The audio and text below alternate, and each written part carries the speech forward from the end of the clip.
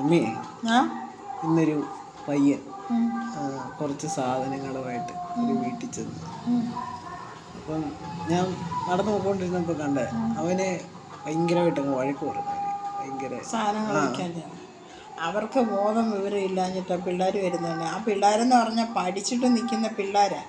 അവർ വെറും താറ പിള്ളേരൊന്നുമല്ല, അവർ പഠിച്ച് നല്ല വിദ്യാഭ്യാസമുള്ള പിള്ളേരാണ്. അവർ പിന്നെ പഠിച്ചു കഴിഞ്ഞിട്ട് ഇങ്ങനെ വീട്ടിൽ നിൽക്കുമ്പോൾ അവർക്ക് ജോലി കിട്ടുന്നിടം വരെ അവർക്കൊരു വരുമാന മാർഗത്തിനാണ് ഓരോ കമ്പനി ജോയിൻ ചെയ്തിട്ട് ഈ സാധനങ്ങൾ അവർ സെയിലിന് കൊടുത്ത് വിടുന്നത്. അപ്പോൾ ആ സാധനങ്ങൾ വിറ്റിട്ട് അവർ കാശുണ്ടാക്കും, അവർക്ക് കമ്മീഷൻ കിട്ടും. അപ്പം അതുങ്ങൾ അതിനെ ഈ വെയിലും കൊണ്ട് പിന്നെ ഇറങ്ങുന്നത്. എടുക്കുന്നവരെടുത്താൽ മതി, എന്തിനാ വെറുതെ വഴക്ക് പറയുന്നത്? ഞങ്ങൾക്ക് വേണ്ടെന്ന് പറഞ്ഞപ്പോരെ. അങ്ങനൊന്നും ആരെയും അങ്ങനെ പറയരുത്, പറഞ്ഞവർക്ക് ബോധം വിവരം ഇല്ലാഞ്ഞിട്ടാ. നാളെ നീയും അങ്ങനെ ഇറങ്ങത്തില്ലെന്ന് ആര് കണ്ട്? ശരിയല്ലേ? അപ്പം അങ്ങനെ നമ്മൾ ആരെയും ഒന്ന് പറയും.